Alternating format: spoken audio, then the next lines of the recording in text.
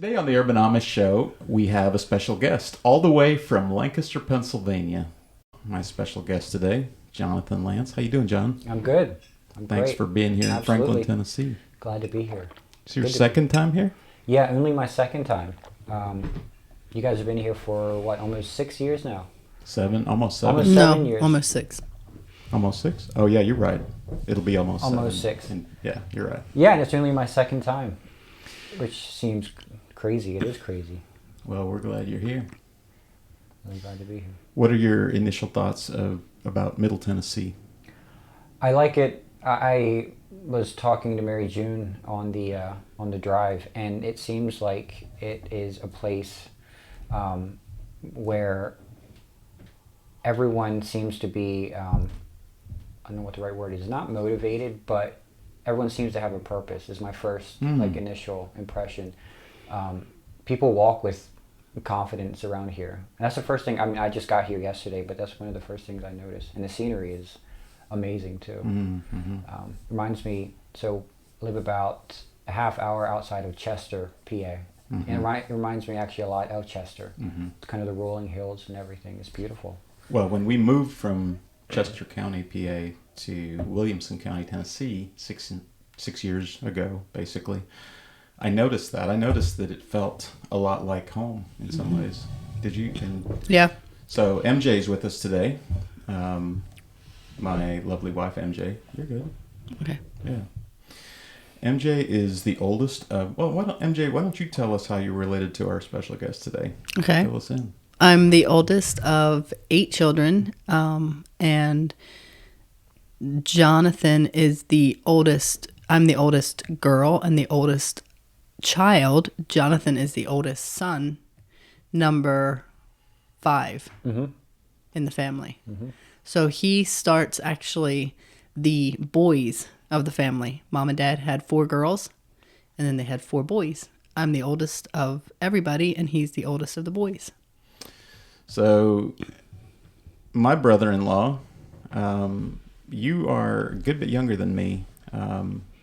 I find it fascinating how, over the years, as we've spent time together at family gatherings and all that, we've had some really interesting conversations. That's one of the things I most look forward to, like when we're summer vacation with the Lantz family, is conversations with Uncle John. So what's got...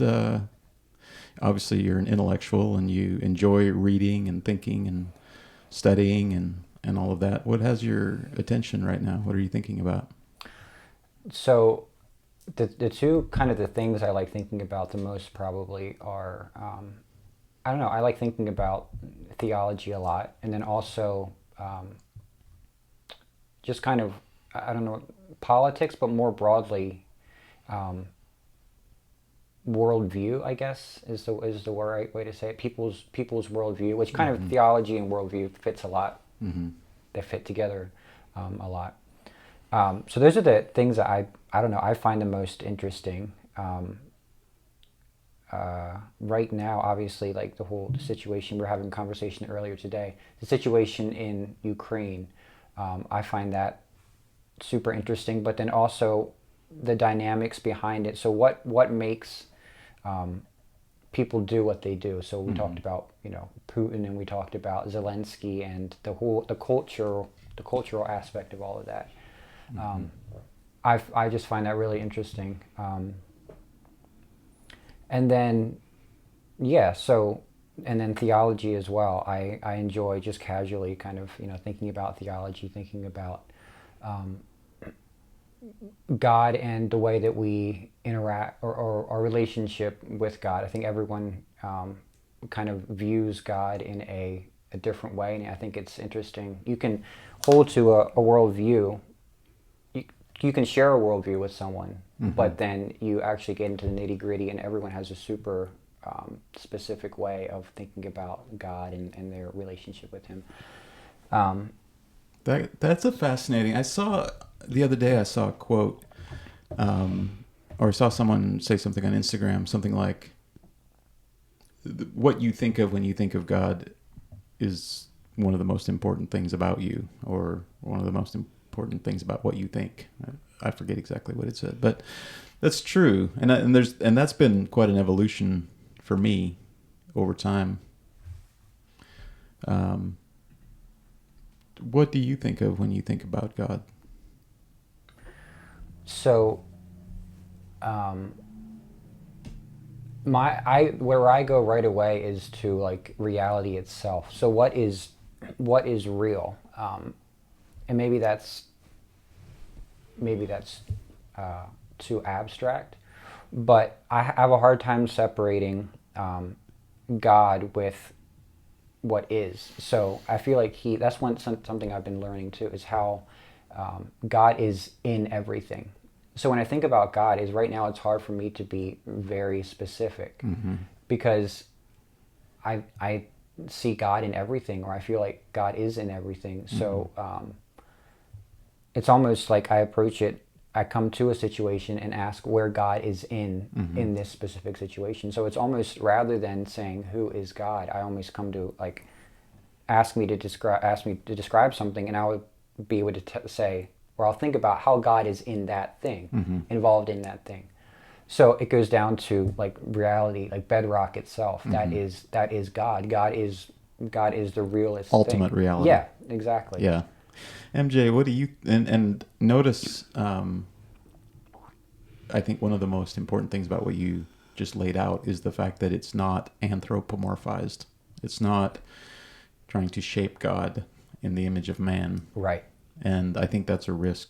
I think that's the error, or the kind of wrong-headed way of picturing God. I thought of God as an angry, man up there somewhere, for a long time. MJ, what do you think of when you think about God?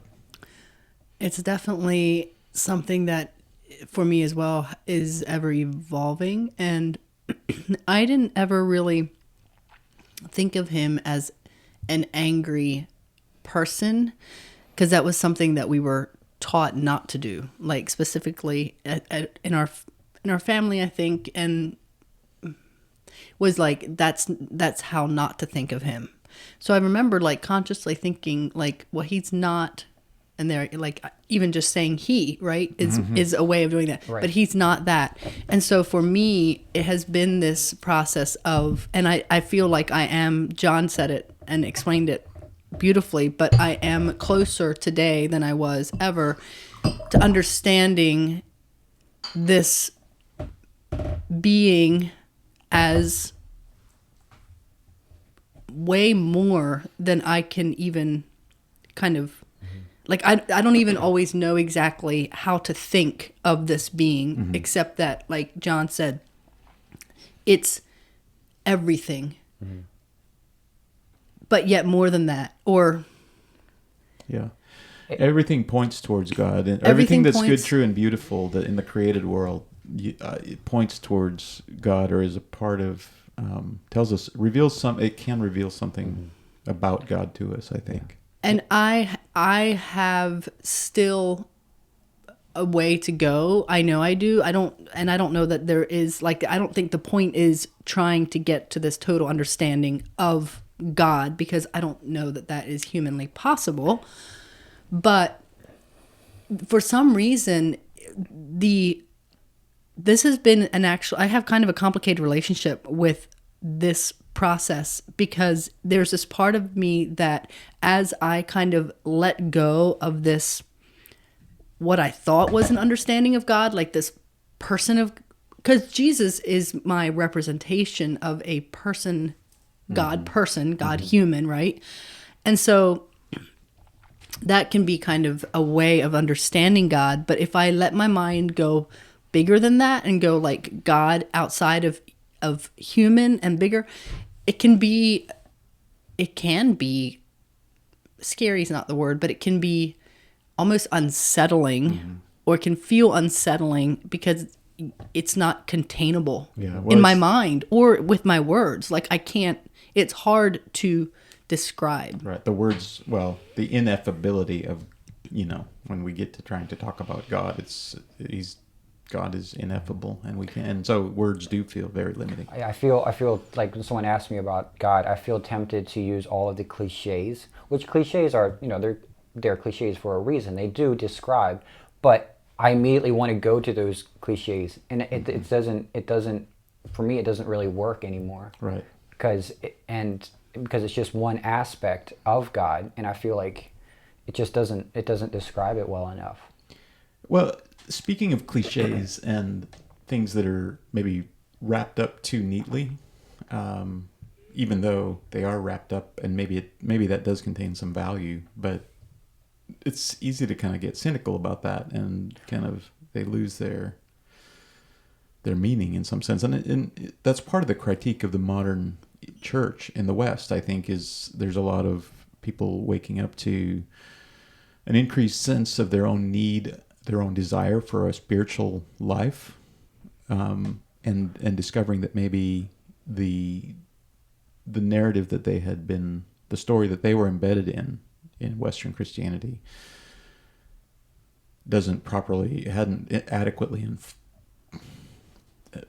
helped them develop that or realize that part of the Christian walk, and maybe it was limited to just kind of a set of beliefs that they articulated, and instead of this experiential knowing of God. I think experience is like the key word, because either you can keep God limited to your understanding, but then you're going to shut down experience, or you're going to experience and then you're going to have to leave God, your view of God, behind. Or it has to, or else you bring both along. Either you continue to live, but then your experience of God and your view of God has to change as well. If you're going to just live life on any meaningful level, your view of God has to change. And not just your view, but that your experience of God as well. So do you think that is part of why walking through suffering causes people to often come to a new awareness of God, or a new, come to this place of experiencing God in a different way? I think it does. Usually it seems like, for me anyway, it does one of two things. Either it makes me, I think it doesn't always lead to a new experience of God. Sometimes it can actually go the other direction and become negative, where it actually makes you more hard. But I think done properly, or hopefully what it does is allows you then to experience God in a different way. And hopefully your view of God, either it expands your view of God, or your view of God was big enough to hold that suffering within, Well, that's probably the thing that really, I mean, you look at what has maybe caused us to lose sight of God, or as a culture, what's caused these narratives to fall apart in some way. Certainly the Enlightenment mind and scientific revolution and all of that had a lot to do with it. But I think suffering and pain, our own lived experience of pain, and seeing good people experience bad things, is also kind of a strike against the goodness of God from a certain point of view, and that makes it difficult to believe in a good God that's good, true, defined by that highest love, and is good, true, and beautiful. And then so why does pain exist? Why does suffering exist? And that is kind of that thing we've wrestled with forever. Right. Your framework of God has to then expand to fit that suffering within it, or else you're But isn't that, in some sense, that's the Christ story is right. Like, this is the God who suffers with you, and actually suffers for you, and creates meaning, creates something generative out of your suffering, out of your death, in some sense, all the way to death.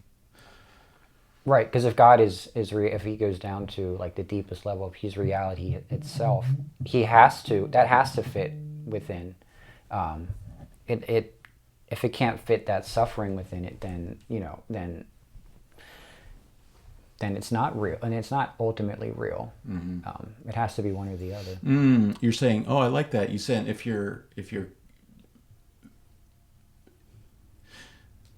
vision of what God is too narrow to contain within it the suffering that you know is inherent Right. at the base of reality, because you can't rationalize that away. Exactly. Because that suffering is very real. Right. You can't think that away. Yeah. Especially when you're experiencing it, that is real. Yeah, pain and suffering. Yeah, that's the one thing. That's what I was thinking of. There is definitely a difference of when, like, you alluded to the fact, Patrick, of like wrestling with, as a human, what to do about good people suffering, right? That's for me anyway, it's a different experience, or a different experience on when I'm watching those I love suffer and interacting with God in that way, or when I'm the one called to suffer or walking through suffering and getting to a point where I'm experiencing this transcendence with this higher being in my suffering. Like, it's a different sort of interaction with God, or, so like observing suffering or experiencing suffering, I think causes us to experience God differently, even maybe, or... Well, like John was pointing out, it expands our view. It can expand or contract. Like you said, there is this choice there. I can allow it to grow me, to make me bitter. Right. I can allow it to make me bitter and hard. Yeah. And Jordan Peterson talks about that too, where it's like with the recent suffering he went through he almost died, and his wife almost died. And he wrote his second book, but he wrote the second book, the sequel to 12 Rules, while he was going through this suffering nearly unto death. I mean, it was brutal. And he talked about how there was he had to make a decision where it was either going to, he was either going to get resentful about this, or he was going to see it as something that could lead to, if he survives it, it could lead to something generative. And he's like, well, going to resentment there's no way that makes things better. Right. I've heard him say that, is that what he did know is that there is nothing that's not, like, goodness doesn't happen there. Like, there's resentment doesn't actually do anything to it. Like, it doesn't help anything. Letting yourself stew in that is just not going to make it one bit better. And so, even just from a rational perspective, then why would you do that, right? Then But I think the suffering will then break you down. Like, either you have to allow it to change you and make you soft, or bitterness is the only other option. Like, it's one or the other. I don't think there is like another way to go about it, because it'll destroy you. Yeah. Like, bitterness, I think maybe that is destruction, but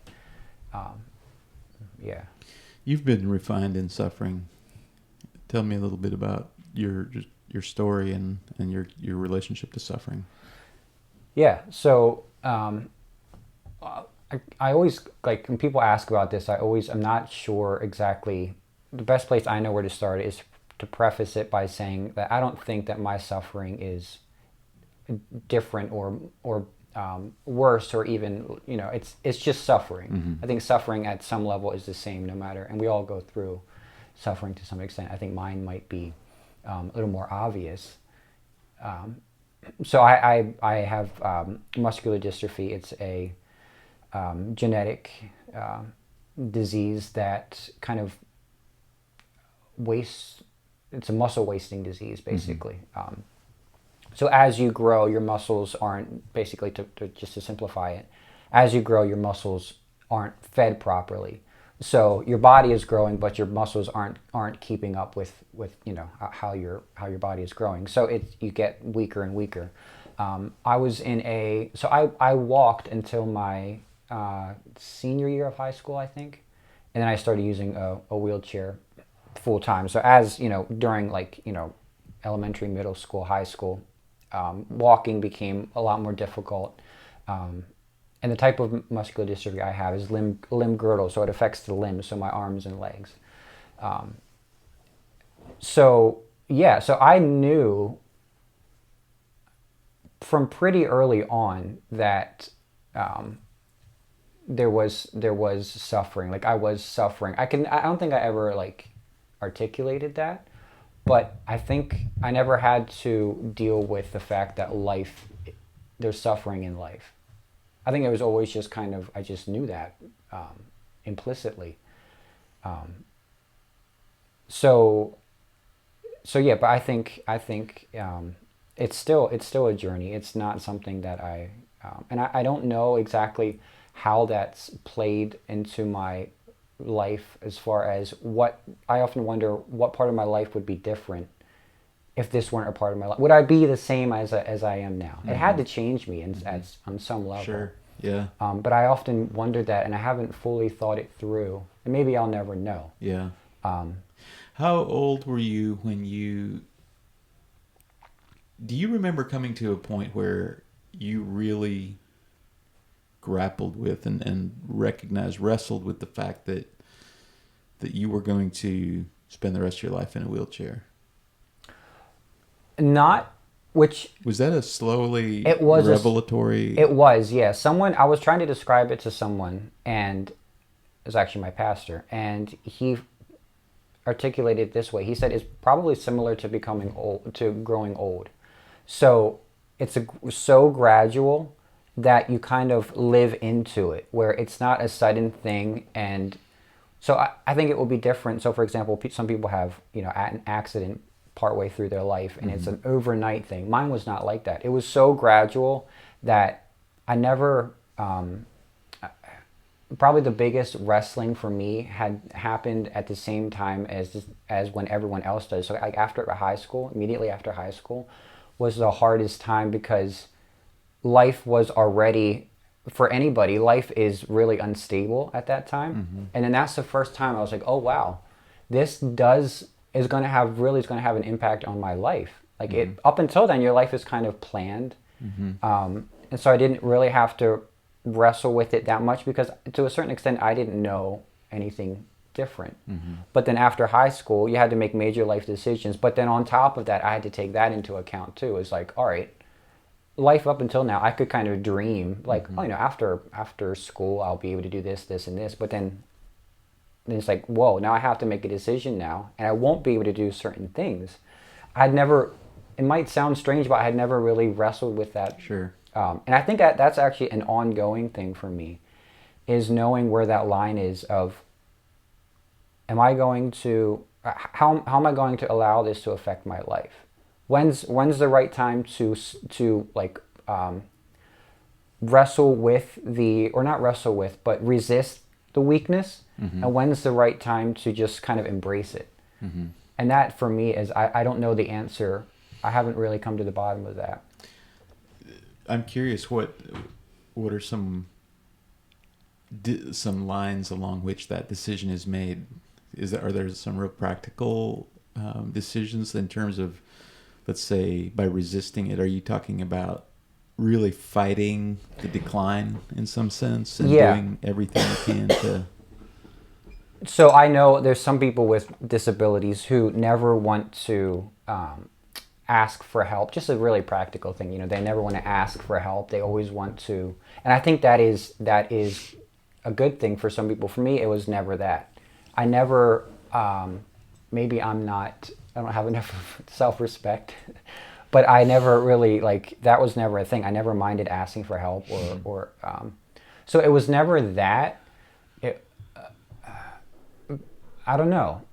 I think I have to come to the point where, or the decisions I make is if it does this, is this going to grow me, grow my character? And I don't think it's different than anybody else, really.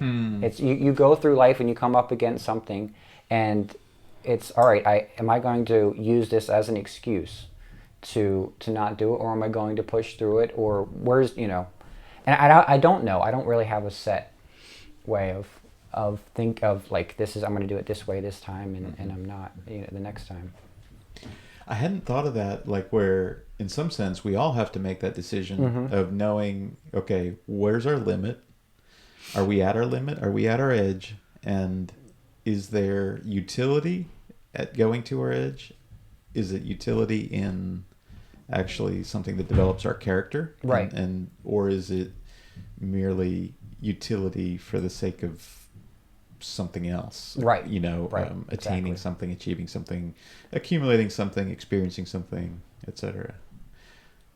Yeah. I hadn't thought of that. That's actually something.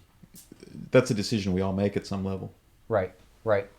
Accepting our weakness.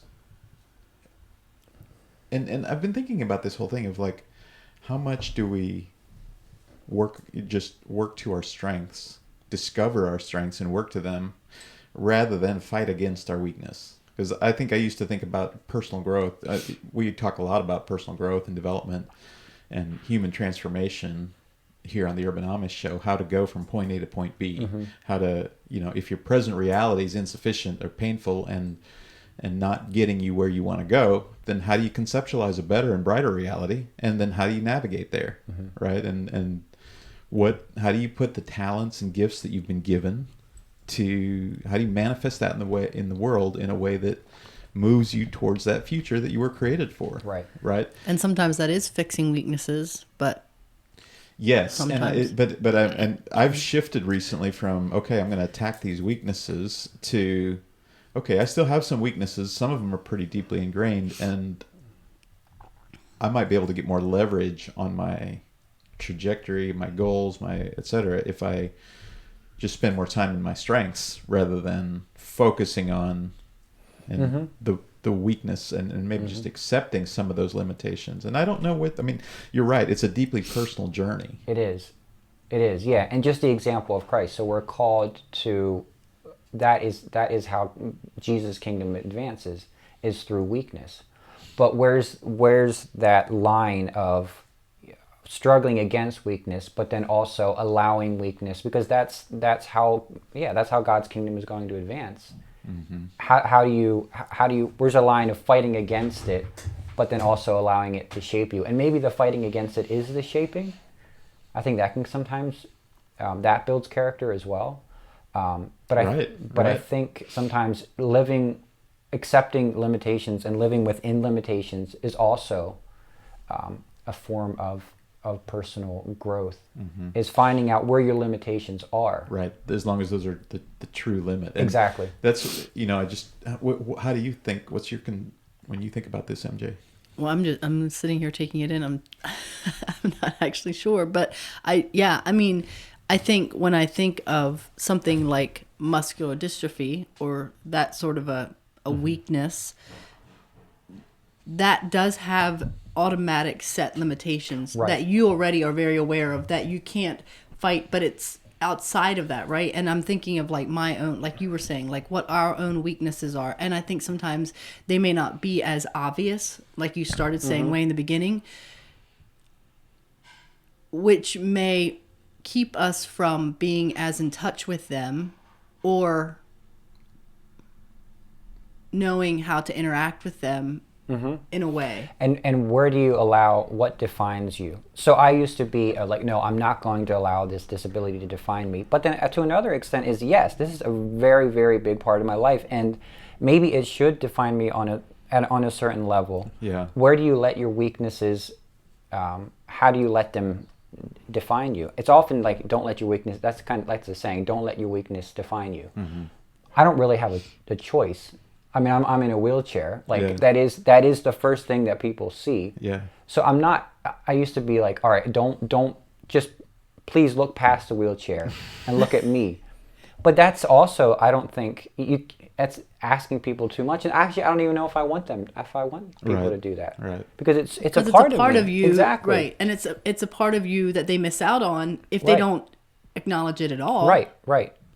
It's shaped me in ways that I haven't fully thought through, but it has. I know it has. So, I think you're actually loving someone if you don't look past that.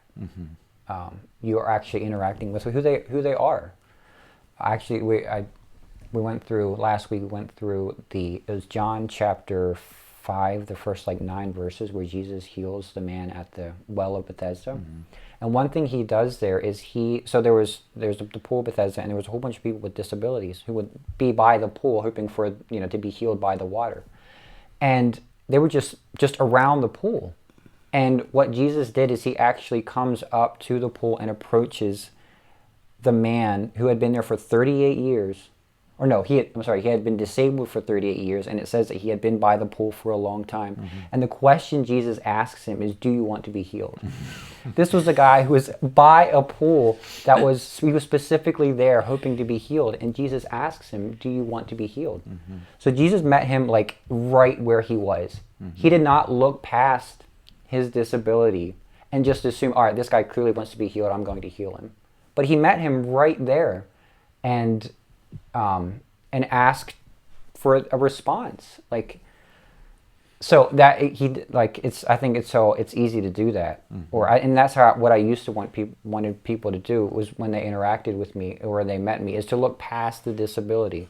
But now I don't think I want them to do that.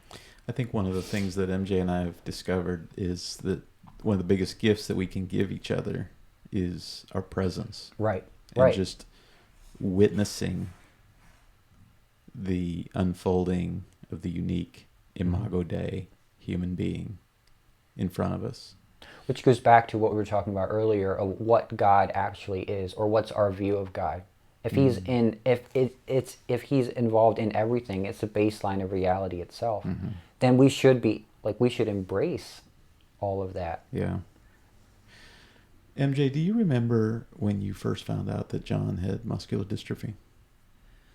The moment, I remember the process, because it was kind of a process for a while. Yeah. I mean, I diagnosed when I was 8, but it took a little while to get to that diagnosis. Yeah, there was, it's clearly something like there was weakness there. Yeah. And then I was diagnosed when I was 8, but I don't think we fully even understood what muscular dystrophy was.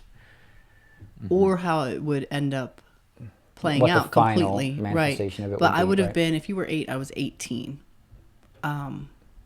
Which, wow, there was a lot going on in my own,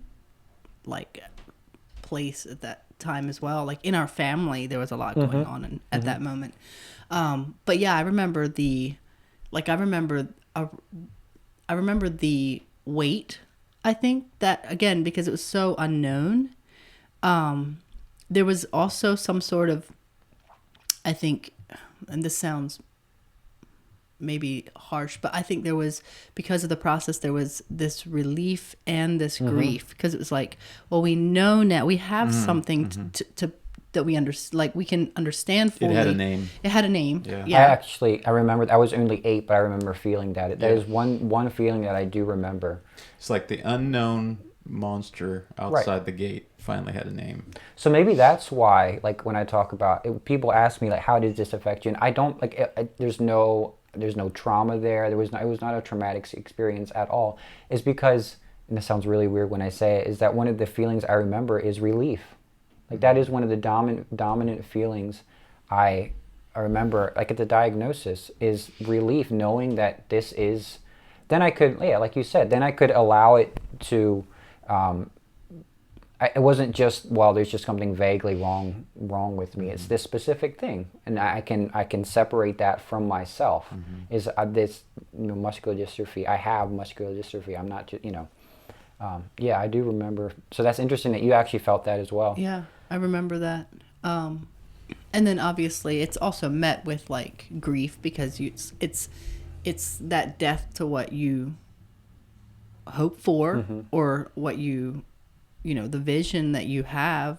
I think with probably most diagnosis that happens, where, again, there's this, especially if it's a diagnosis that's causing suffering, it's well, we finally have a name, and yet now we have to grapple with what this monster is. We have more of an idea about what the future looks like, but still not really. But not really. Or what the suffering might look like, or how it might play out in our lives, or because it also opens up this new potential that we haven't interacted with before.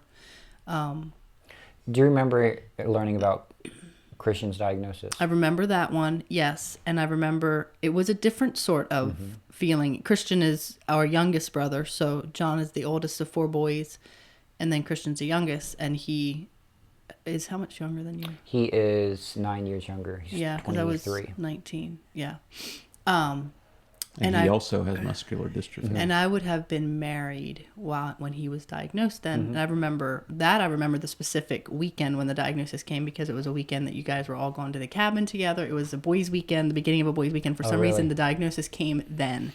Because I remember Dad was leaving that day and us girls were all together with Mom. And it was a different sort of feeling at that point. Again, we were, I think, a little more... we had a little more of an idea that it might be that. So we had maybe more of an expectation that it might be that.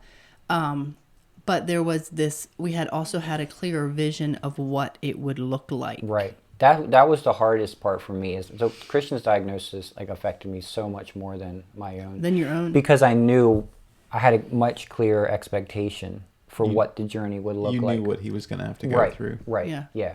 So that affected me so much more than my own diagnosis. But do you think, again, going back to what we were talking about earlier on how, what that can, like the different ways that can open you or affect you on okay, so your own suffering had a way of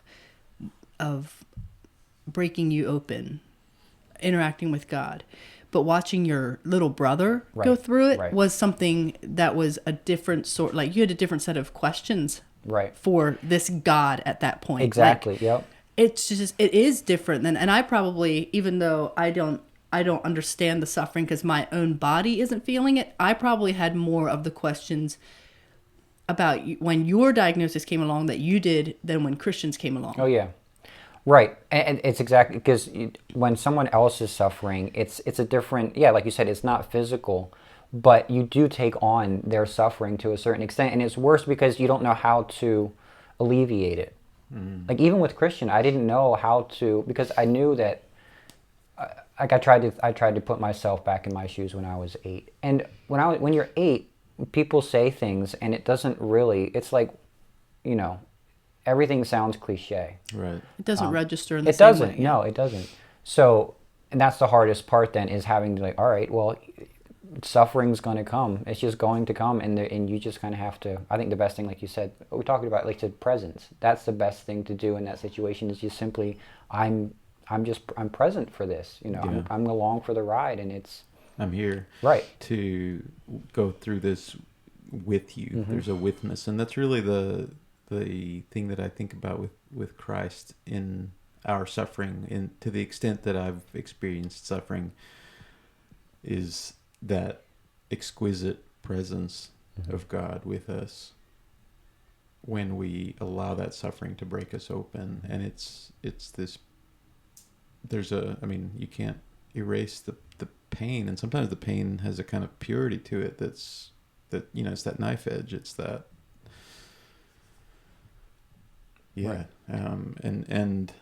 but that's we say co-suffering love, and it's kind of it's kind of redundant.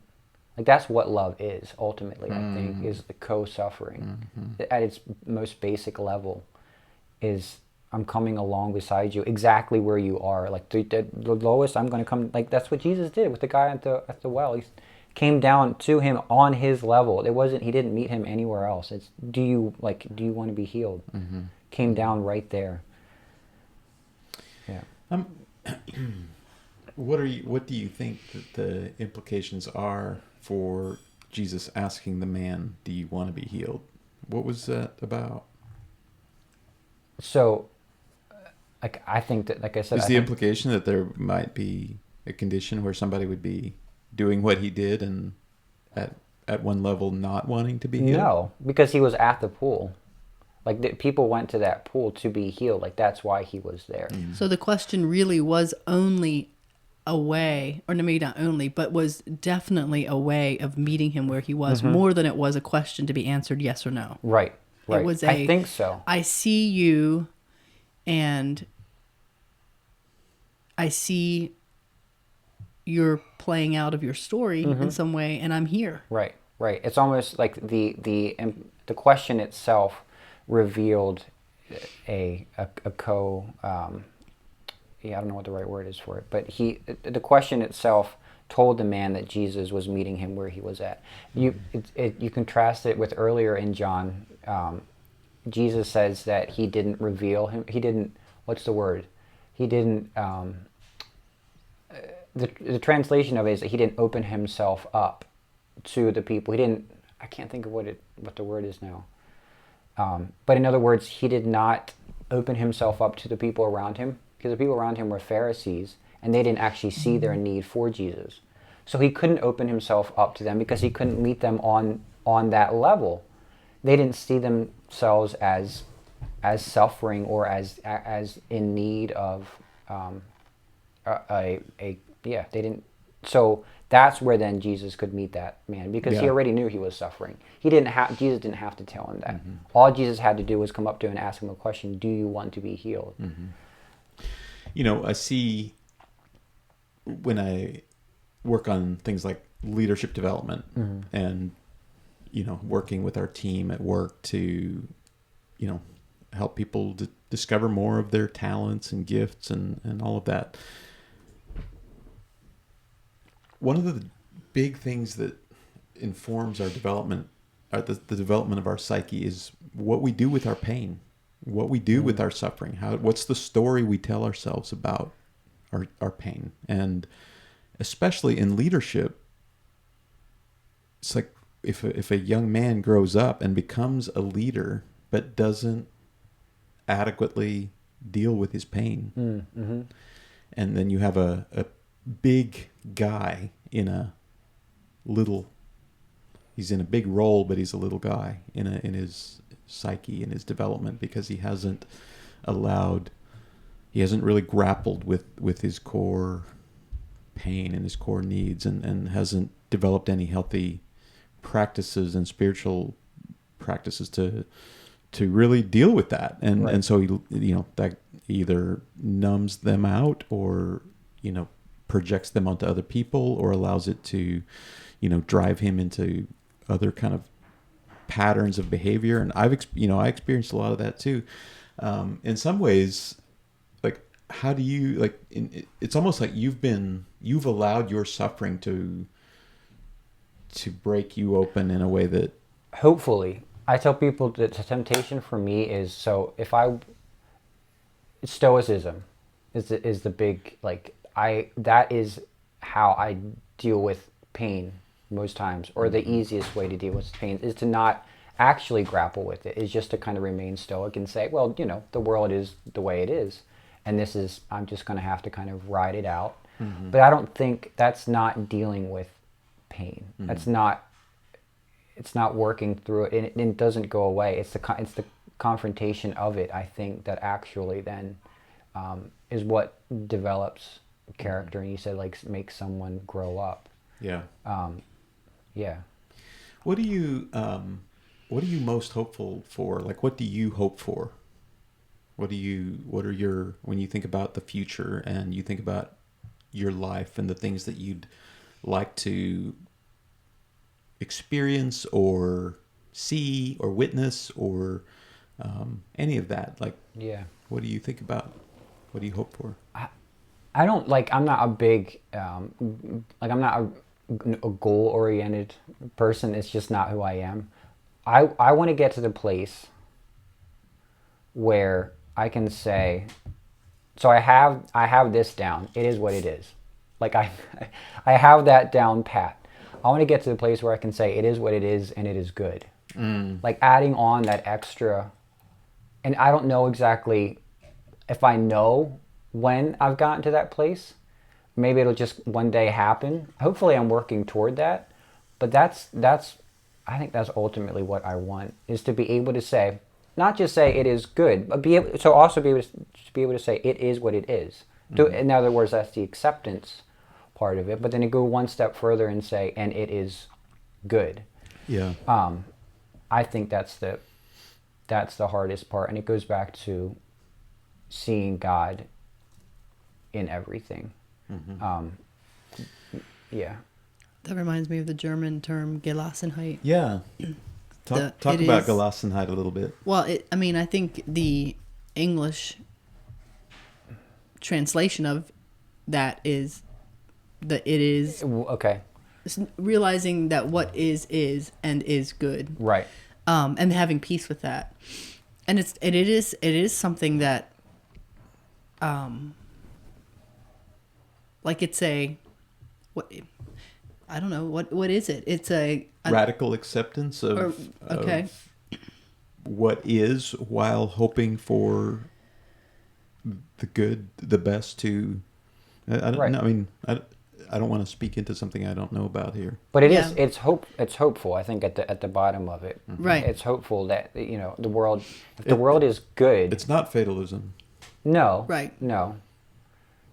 Right, exactly. It's hoping for good things. If I believe that the world is good, then then the future is going to be, the present is good, the future is going to be good. So that goodness that you talk about. So I don't know I don't know how common that view is. When you look out at the world, that kind of comes easy for you. It's like, yeah, there's a kind of goodness to it. There's a yeah. Are you asking if it comes easy? Well, I'm just observing. I'm curious. I don't know. I hopefully, like on my best days, I can't say it always is that way, and I don't think it's not unique to me, but it is really easy to become cynical. Are there practices that you feel like you would have taken on over the years to try to be that way more? To see the goodness? Yeah. Not really practices. I think it just goes all for me it just all goes back to, and maybe I'm just stuck on this, but like seeing God in everything. And isn't that a practice? Yeah, maybe that is a practice. Yeah, it's seeing. So it's not just like not compartmentalizing my life to the extent that God is separate from this thing. Also, the thing too of like experience of God is knowing God is it's experiential. So you can only know God to the point that you choose to like live your life and take. That's not the right word for it. You don't take God along with you, but kind of. God recognizing, I guess the right way to say is recognizing that God is there. So living your life and saying, all right, God is good. I'm going to believe that, and now I'm going to live. One of the ways I think about it is having a curiosity about where I might discover where God is in this. Right. And if that's a practice that has been good for us, is that curiosity, the humility that I don't see everything clearly.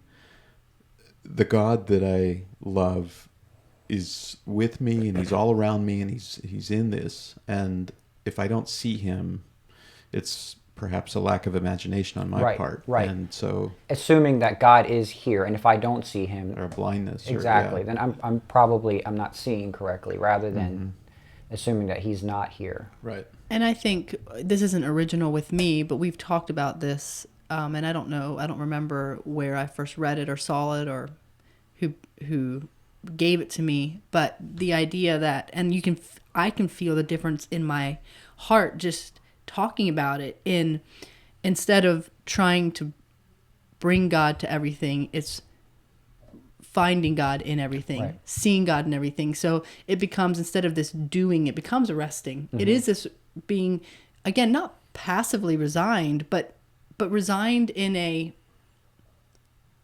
peaceful way that, he's already here. Right. Instead of trying to bring him to everything. Right, exactly. Yeah, that it wasn't the right way to say it, but bringing God along, assuming that I can't get, I go to hell. God is there. I'm on top of the mountain. I'm really butchering the verse, but there's a verse that says you can't escape. You can't escape. Exactly, and assume that that's true and live your life that way. Yeah. And then so that's going to then like that does not. You won't allow yourself to be boxed in then. And I don't want to miss the opportunity to talk about the experiential knowing of God as love. Right. Right. And I mean, that's what changed me.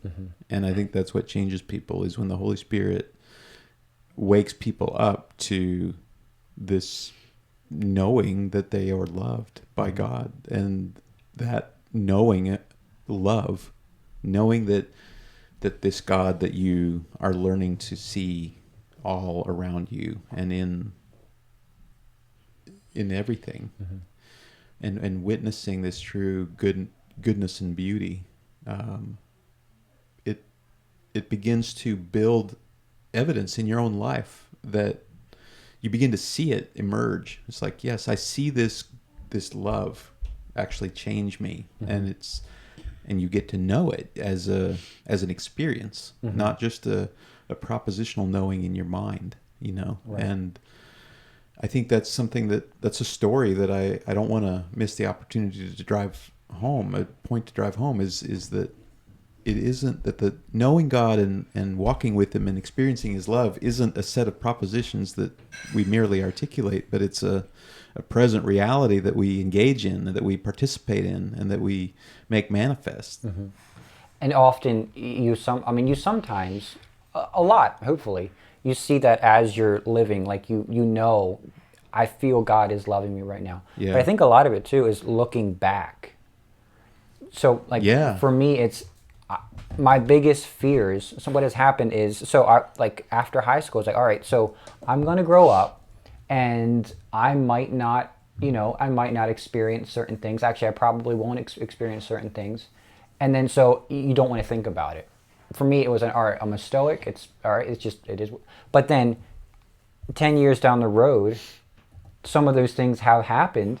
And I'm like, whoa, I'm fine. Like, I'm not only just fine. It's actually, I can see goodness in it. Then you look back and see, and that can be like, for me, that's how I experience it, is that God has taken the things I was most scared of and had me walk through them and get to the other side and look back and be like, okay, it wasn't, he's still God, and I'm still okay. I haven't, this thing that I feared the most didn't destroy me. I think that's a way of experiencing God too. Yes. Oh, yes. And we've talked about that here on the show before, is that when we face our fears, right, and learn that they don't destroy us and walk through them, confront them with truth and love, there's a transformative element to that really it changes us. And talk to me about some of those fears. Like you mentioned the fear of missing out on on parts of life. Yeah, it's with the FOMO. Like that's a big thing for me, is I have a fear of missing out. So I'm going to, when I was 18, I'm afraid that I'm not going to be able to travel. I'll probably be dependent on people. I'm not going to experience life the way I feel like I should be able to experience it. Just things like, I don't know, things like traveling and getting my ideal job, and so life is just going, I'm just going to have to accept life. It's just going to be plan B. Second tier is what my life is going to have to be. And actually a lot of these things coming true. Like I still live at home. I still need my parents' help a lot of the time. I've worked at the same job now for 8 years, and I'm gotten to this point where, like, wow, I've actually not only have those things come true, but I can actually see goodness in them. Like the thing of weakness, I can actually look back at my weakness and see how it's made me the person I am today. And there's things about me that I wouldn't want to change because of that. And you actually have also then, like, one of the fears of not being able to travel. You've gotten to travel. And I have actually gotten to travel. Yeah, God has like, things I didn't have, like, someone could have told me then too, like, John, yeah, of course you'll be able to travel. But I wouldn't have believed them until I did it. And then it's like, so I still didn't travel as much as I would wanted to, but I still did travel. And actually I experienced life. I'm okay with it, and there's actually goodness here. Yeah, it's so cool too. I mean, you're here, Franklin, Tennessee. Right. You traveled here, and you've traveled some, even, you've had quite some adventures. Oh yeah, yeah. My cousin Sammy and Bree, I've gone, hiking trips. Tell me a bit about that a bit. We did, so 3 years ago now, 2019, yeah. We did a trip out west, and we we went to Glacier National Park. We did Yellowstone.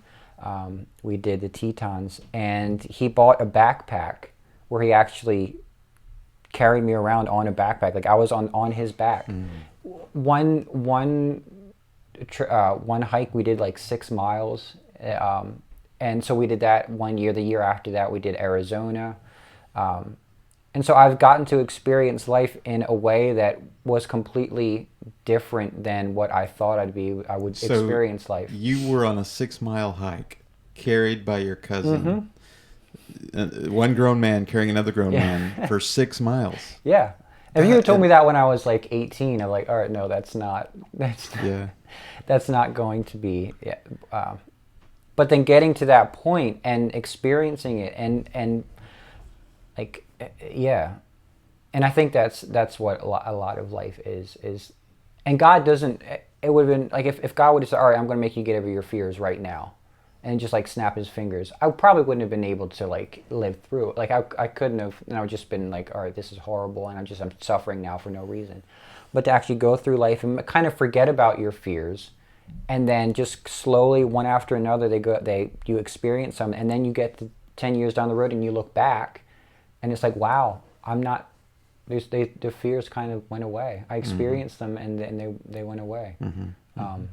That's so good. And one of the things that I love to do here on the show is to point out how witnessing beauty changes us. When we see art, for example, right. There's a beauty there that calls us forward. It beckons to us. It breaks apart the scales on our eyes, let's say, and something higher shines through if it's good art and good music and other kinds of beauty. And I think beauty in relationships, beauty in the individual spirit, the human spirit, the imago Dei, the exquisite capacity of the human to transcend suffering and to experience love and to participate in life with one another. It's that kind of beauty is one of the profound ways in which we are changed when we witness it and when we experience it and participate in it. And so, like Sammy taking his vacation time with his wife to go out west and carry you around the west to hike and see all that, and for you to be willing to do that, to humble yourself. It looks like we lost one of the cameras. Oh, good. Sorry about that, guys. There you go. For you to be able to see that and experience that is like, that's a kind of beauty and love that's self-sacrificial love, right? And which that's is the highest form of love. And so let's not miss the opportunity to just marvel at that and be and let that invite us to a greater expression of that in our own life. Right. So, going both ways, like allow yourself to be loved in that way. Yes. And then also love other people in that way. Yes. Both of them is a type of it's a type of suffering, but there's beauty there. Absolutely. Good. Well, what's the next year look like for you? Do you have any travel plans coming up? Are you going anywhere cool? Maybe. I'm hoping to, I might take another trip out west. I have a brother in San Francisco. I'm hoping to maybe visit at some point. I don't have any like really big plans. Cool. I'm enjoying work and yeah. What do you do? So I work at it's a storage shed. It's a store, like all over Lancaster County, there's a bunch of storage shed companies, and I work at one in the office. it's good because still a small company, and it's me and my one other person in the office. So I get to do kind of a variety of things. It's, accounting, marketing, sales a little bit as well. So yeah, I enjoy that. I didn't think that I would enjoy working in a small company like that, but I do. I really, really do. Cool. It keeps everything keeps it interesting for sure. Well, MJ, you know how much our kids look up to Jon. And as we're wrapping up this conversation, I just want to take the opportunity to just thank you for being the kind of uncle to our kids that, well, I can't imagine a better example of God's love and his just suffering, like the long-suffering love and peace and presence that you carry with you and that you put out into the world. And our kids are changed by that, and we all are. Don't want to miss the opportunity to recognize that it's actually Jon that's our host when we go back to Pennsylvania. We stay in Jon's apartment. That's right. Every time we go back to visit MJ's parents, we stay in Jon's apartment. It's a very cool setup, and I'm sure we just kind of make a mess every time we come with our whole No, you don't. Group, I'm now. If you do, then now I'm returning a favor because we're sleeping on an air mattress. I have my stuff spread everywhere in your living room. Well, we're happy. No, it's amazing. I think again when I think back on so maybe this is telling your age, but how many years has it been since your diagnosis? 24. 24 years. So thinking back 24 years and thinking back on that, that news, hearing that diagnosis and not having any idea, like you said, looking back though, I think it's a pretty clear message of God's faithfulness and God's goodness despite the suffering.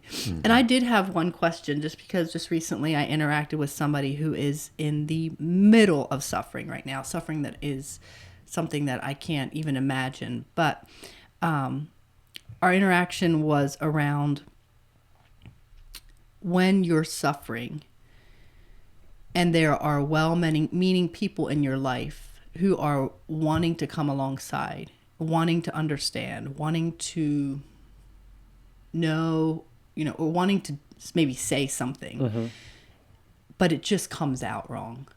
It just comes out maybe insensitive or, and maybe, I'm sure there's the ears of the one suffering can also be sensitive. Like, how do you, when you're the one suffering, like how do you want to be? You said like at one point you would have wanted to be interacted with in a way where people were ignoring your suffering, right?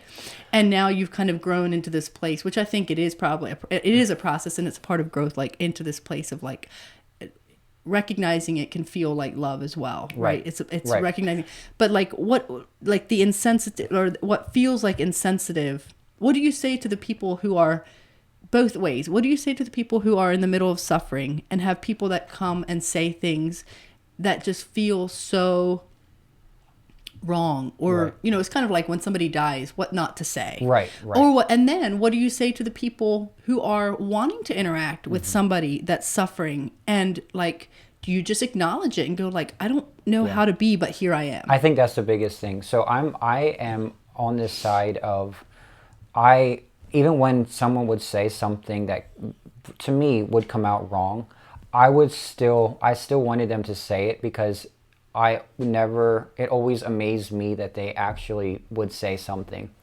Like the fact that they're saying anything to me, because I value like relationships, I think that much that the fact that they said something. But I think what to say is, the reason I say that is just because you don't know what to say, don't put you off not saying anything. Because that's the mistake I would typically make, is because I know that there are things that can be hurtful, so then I just don't say anything. Right. I don't interact at all, which I know is also very lonely. Because those who are suffering want people to interact. I think that's the biggest thing is when you're suffering is the fear of being alone. I think that's the hardest, the hardest thing to, or your biggest fear. So the fact that just being present, telling them that you're with them while they're suffering is just like you won't. In other words, you're not going to go away. This person probably will continue to suffer, but you're not going to go away while they're suffering. And I think that's why even saying something, even though it's imperfect, you can still get that message across. Unless you just say, I'm not, you're suffering and I hope you get well, see you later type of thing. But most people don't, that's not. Most people come, I think, with good intention. Oh, absolutely. As ignorant as what it, again, like, as little suffering as I've had in my life, again, in comparison to what I see other people suffer, people still, like, if they're coming, they're probably coming with good intention, right. Not ill intent. Right, exactly, right. I think that's the biggest thing is just letting the person know that you are present and you're going to stay present while they suffer, that the world, because it feels like a lot, like for myself, I haven't, like you said too, I haven't suffered in comparison to a lot of people, but the worst part, at its worst, is it feels like the world has passed you by, and you are alone. I think that's the hardest part about suffering. And going back to the story about Jesus and the man at the pool, Bethesda. I think it's Bethesda. That was exactly what he was doing. It's like, you are not alone. Right. Do you want to be healed? Like, it's like, yeah. I mean, he was not passing him by. It's a good way of putting it. It's like, you don't want to be passed by. Right, exactly. I think that's the biggest thing. Is so you can, people say things and it's imperfect, and you probably can never say the perfect thing. But the fact that you are present, well, presence, what did we say? You said it at the beginning, that love, recognizing love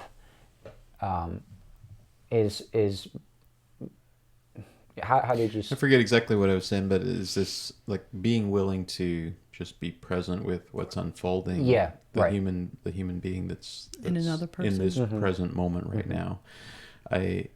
We all know what it's like to be with people who, when they're with you, they're not really with you. They're thinking about somebody else, or they're thinking about something, or they're scrolling on their phone, and I'm always curious, like, what is it about this situation that makes it so that you don't want to be here with us right now? And maybe sometimes, like, I think of myself when I'm in those situations, maybe sometimes it's simply the fact that those people haven't yet become okay with being with themselves. Yeah, right. It's like being at home with themselves. Yeah, and that can come about as a result of trauma. Right.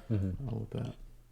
John, back to you said something interesting about that you don't really think of other people's suffering as greater or less than yours. It's like you said early on, it's like we all suffer in some sense, and there is a sense in which I think we tend to fear that suffering which we have not experienced, and when we see other people suffer, we tend to project ourselves into that situation and think about how painful it would be to go through that, and that produces a kind of fear response. Whereas there is, as we know from our own story, God's grace, He's faithful to be with us even in those moments that we can't imagine. Yeah, I think now that you say it, I think the reason I said that is it goes back to just what we were talking about.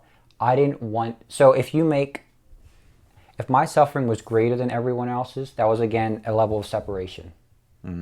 If mine was less than other people's, it was also a level of separation. Like if my suffering is the same as everyone else's, not the same. I think I would sometimes say that just as a way of making. I didn't want people then to leave.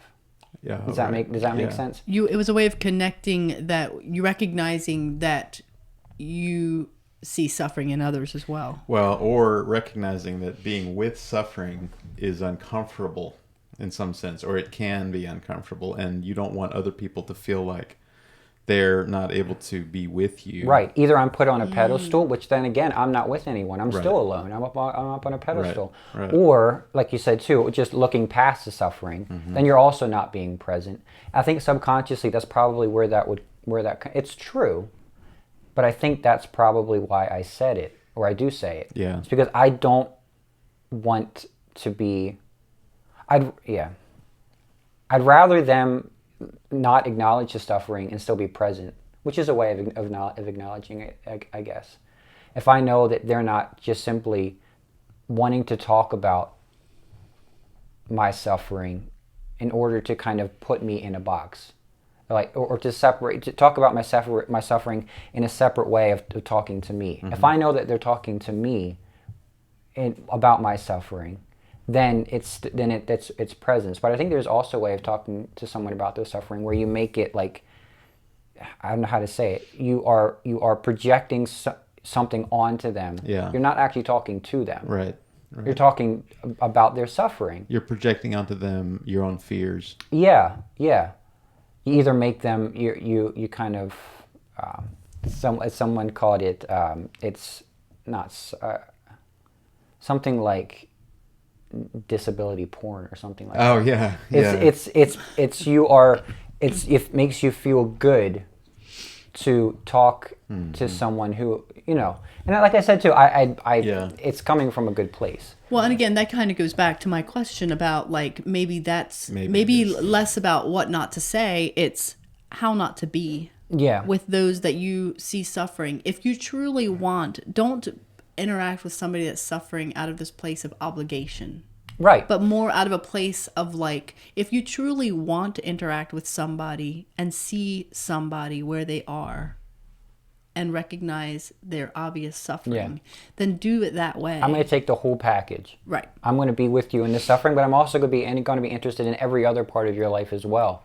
Like that's just one aspect of you. So I think that's probably where, like, I would say, and I still say it too, it's a way of keeping people from being able to distance themselves from me, rather than just interacting with me, who I am. And yeah, I mean, like, that's why I don't want, so I'm in a wheelchair, I don't want that to be, because not acknowledging is actually a way of doing that. I'm not acknowledging a part of myself. I am splitting myself. And I don't want other people to do that when they talk to me. I want them to see my wheelchair, because it's a huge part of me. You want people to show up in integrity in all of them, and you want to show up all of you. Yeah, exactly. You don't want to be completely defined by your disability and the fact that you're in a wheelchair, nor do you want that to be ignored. Maybe that's like asking a lot of other... It's precisely, it's like you just want to see and be seen. Right. As the individual you are. And that was one of the questions I had, is like, do you ever feel like people kind of do that? Is like, just they look at you through that lens. Oh yeah. The lens of your disability, let's say. It's like, okay. And I always approach it as, well, at least they want to talk to me at all, like that. So I would still rather them approach me at that level, because I want that interaction, but I don't want it to, I can tell when it stays there. Yeah. And they don't go any further. Are you introverted or extroverted? I'm introverted. I'm not like a pure introvert. Because I can't, like, I like being alone, but I still do get some energy from being with people. But I think I'm more introvert than extrovert. Okay, so wrapping it up, I got a couple just kind of short questions off the cuff, kind of no big, not super deep. What would you want to say to second graders everywhere, if you could tell them something that they would carry with them? Oh man. Life is, I don't know, this sounds traumatic, but life is not going to turn out the way that you think, but goodness is everywhere. You can't escape beauty and goodness. You just have to have eyes to see it. Love that. So you can't escape goodness. Yeah. Who's your best friend? Do you have, in terms of, like, you don't have to name them if you don't want to, but like someone that you see every day, is a brother, cousin? Yeah, a cousin. Cousin. Yeah. And you get to, like, What's your relationship like? Do you talk once a week, once a month? On Oh average, no, like every day. Really? Yeah. So you have a friend you talk to every day. Mm-hmm. That's awesome. At least text every day. Text. Yeah. I love that. What are you most proud of? I never know what to say when people ask that. I guess what I'm most proud of in myself is that what I was saying earlier, I've come to this point in my life and I love myself more than I ever have. Mm-hmm.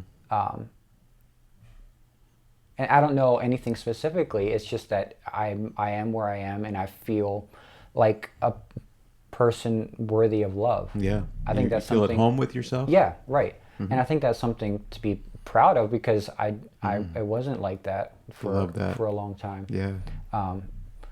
Maybe I should have like an individual thing. Maybe I should make more goals and try, But I think just being okay with myself and actually loving myself is. No, I think you should put an impossible goal out there that you could have some ongoing anxiety about. Well, I was going to say, though, that like it's, I find it fascinating that the thing he's the most proud of is something that it's not really an accomplishment that like the world would look at and say, but like I know like you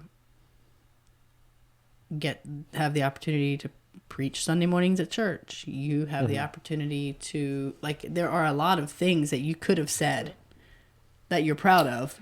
Like there are accomplishments that you have. I know when it's not like false modesty or anything. No, I know it's not.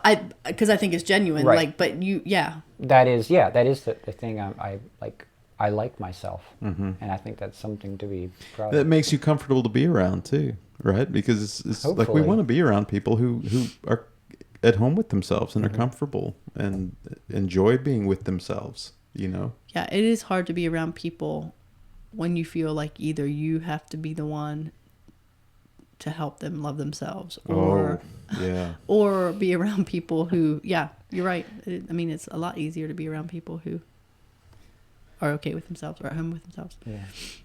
All right. Well, MJ, anything that you'd like to ask Jon before we wrap up here?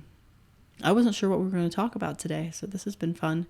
Ask Jon. You asked me what to say to people who are suffering. You'd ask about that. And that has been something I've been thinking about just simply because I've had a conversation recently with this person. I don't think I have any questions. I'm just grateful that God put us in the same family, for sure.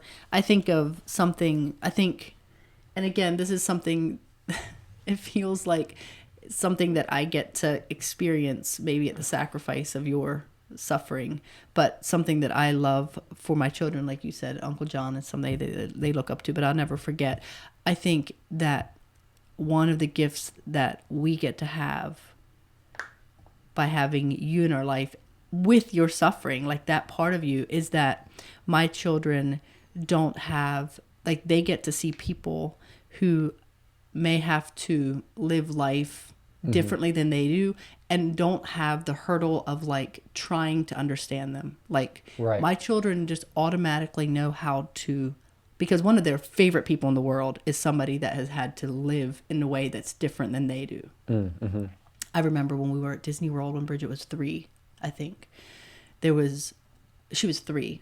And so, she only had the eyes of a 3-year-old where like your wheelchair was part of you. That she didn't know how to separate that. That was a part. And that's kind of like going back to the mind of a child. Again, like that's the way she saw you. That was an awesome part of you. Like that's automatically something she loved about you. She didn't see it as suffering. It was like Jon and his chair were awesome to me. And so we were at the park and there was a child that was in a wheelchair where other children didn't know how to interact with this child. She ran up to the child and immediately that chair made that child awesome to her. Right. Because it was something that she had seen, one of her favorite people, that was a part of them. And I remember in that moment, it was like, that's not to say that there's not hard things and suffering, obviously, but there is also the other side of like, there's a beautiful part of it. The children get to interact. They have friends who they know how to interact with their suffering, I think, by being in relationship with you, and in a way that's a gift. And again, it feels like it comes at the sacrifice of you suffering, but it's a gift, Right. Yeah. that we get to have.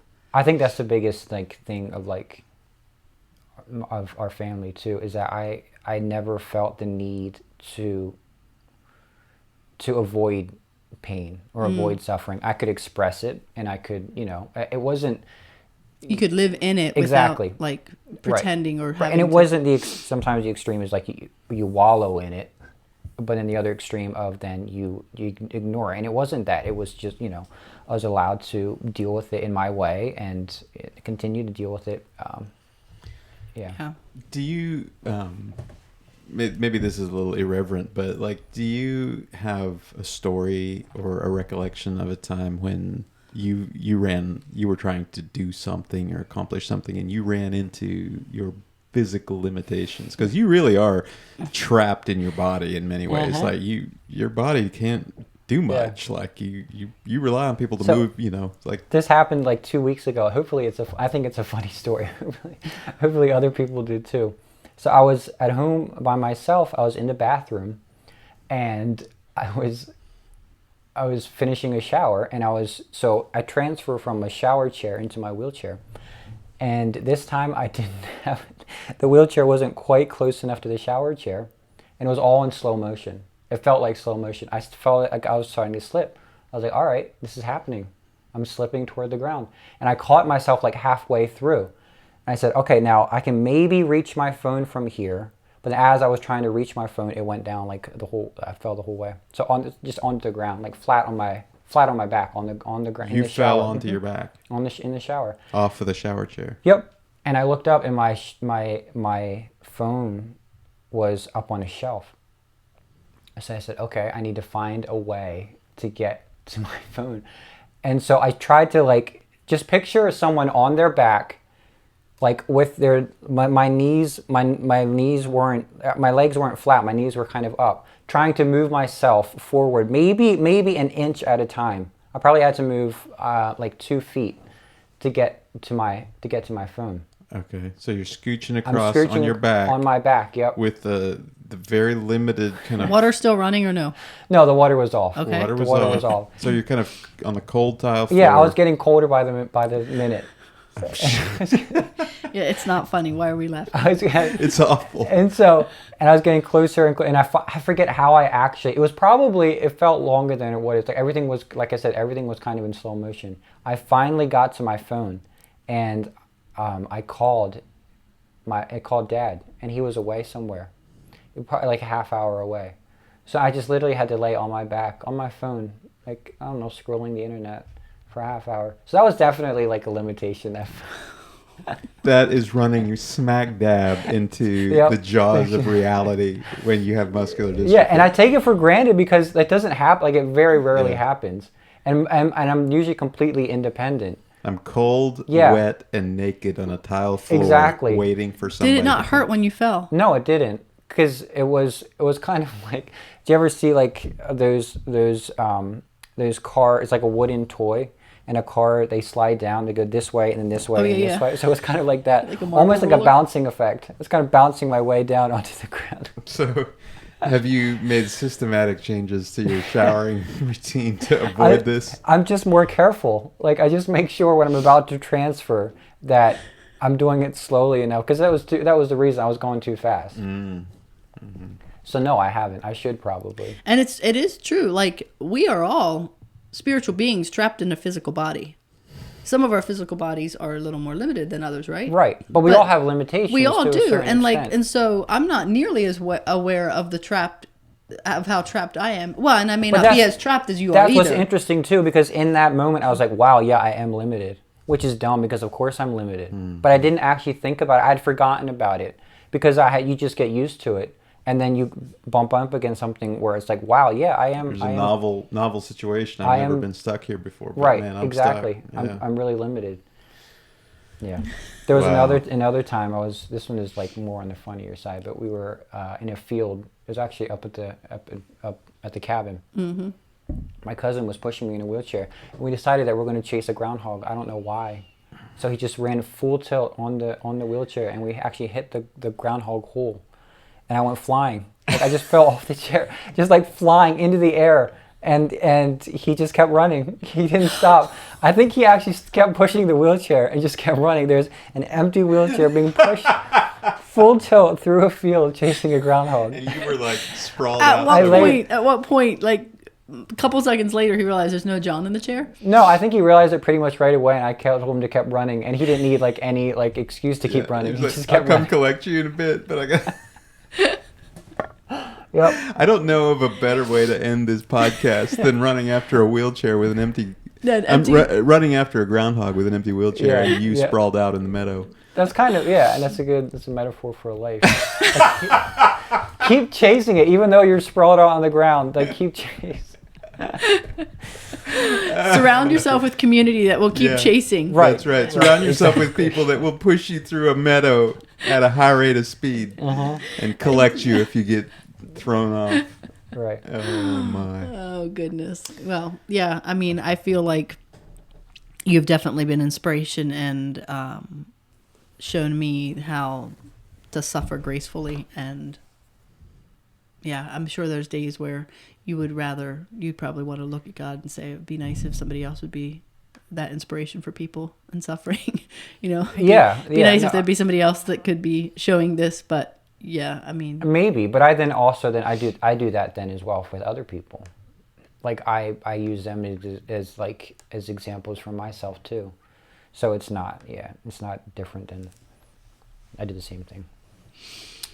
All right, well let's end there. Thank you all. Yep. Thank you.